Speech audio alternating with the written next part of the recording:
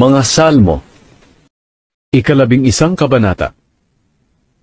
Pagtitiwala sa Panginoon. Nagtitiwala ako sa Panginoon na aking kanlungan. O tao, bakit ninyo sinasabi sa akin, tumakas ka papuntang kabundukan, at lumipad tulad ng ibon? Inihanda na ng mga masama ang kanilang mga pana, para panain ng palihim ang mga matuwid. Ano ang magagawa ng mga matuwid, kung ang batas na pundasyon ng bayan ay wala ng halaga?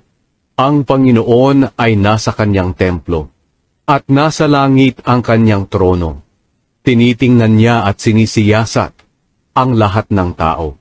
Sinisiyasat niya ang matutuwid at masasama, at siya'y napupuot sa malulupit. Pauulanan niya ng lumalagablab na baga at asupre ang masasama, at ipapadala niya ang mainit na hangin na papaso sa kanila. Dahil ang Panginoon ay matuwid at iniibig niya ang mga gawang mabuti, kaya ang mga namumuhay ng tama ay makakalapit sa Kanya.